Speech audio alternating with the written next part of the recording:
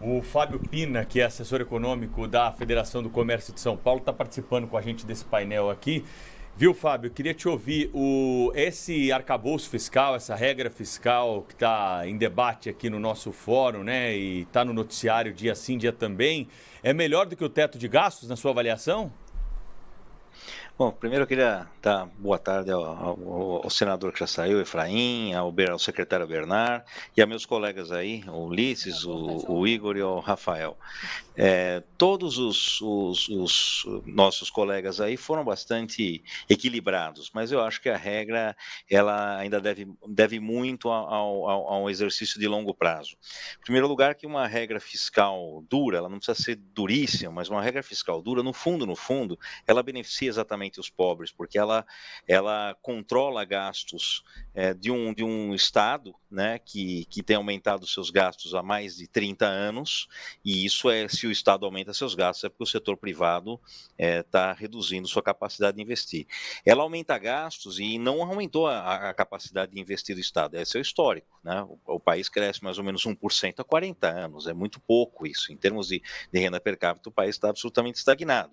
Então, a regra fiscal, quanto mais crível e quanto mais ela endereçar o problema de gastos, é melhor para os mais pobres. Ela reduz, sim, a inflação, ela reduz todo um trabalho necessário que hoje, infelizmente, machuca muito ao empresário, com a taxa de juros, por exemplo, mas não só isso. O arcabouço fiscal, como foi dito aí por todos, é melhor ter um arcabouço do que nenhum. Evidentemente, é melhor ter um arcabouço que nenhum, eu concordo com o Igor, ele reduz a incerteza, e a incerteza é o pior dos mundos. Agora, fazendo as contas, o Ulisses fez algumas contas, a gente fez algumas contas também, se a gente cumprir exatamente a regra, porque o arcabouço tem algumas regras que já estão postas, né? A gente não sabe como é que ele vai ser reforçado para que seja cumprido, mas vamos imaginar que ele seja cumprido, que haja reforço legal para que obrigue o gestor público a cumprir o arcabouço fiscal. Seguindo essas regras, ele referencia a despesa de um ano à despesa do ano anterior, com aumento sempre. Então, isso já é uma regra um pouco complicada, porque você exige aumento de gastos públicos numa sociedade que já gasta e talvez muito bem. A gente exigindo isso, né?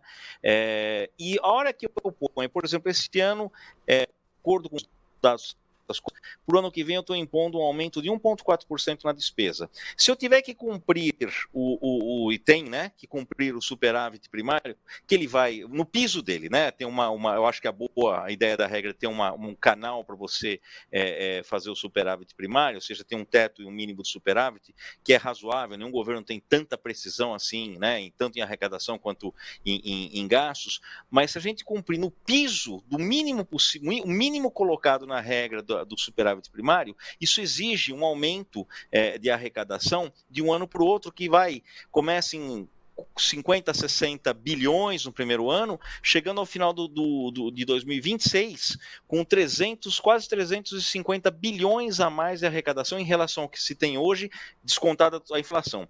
E em anos, né, 23, 4 anos, né, 23, 24, 25 e 26, a gente teria um aumento de arrecadação só na União, por esse arcabouço, necessário para cumprir a regra, ou seja, dentro dessa regra está implícito um aumento de arrecadação necessária de 500 bilhões. No último ano, eu estaria falando em algo como 3% do PIB em aumento de arrecadação só da União. E no condensado de 4 anos, é um esforço fiscal muito grande feito pelo lado da Receita para variar.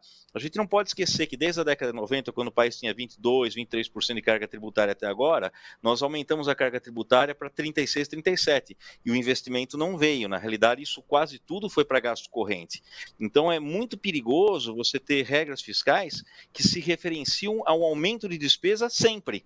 Sempre, por mais que a gente tenha muitos problemas, o Igor tem razão, a população quer mais investimentos, é um fato, mas eu acho que a gente tem que rever como a priorização das despesas, porque o contribuinte não consegue, não tem mais condições de pagar mais impostos. Né? Fábio. E é isso também que nos preocupa na reforma tributária, porque ela exige um aumento de carga tributária. Digam o que disser, ela exige um aumento de carga tributária.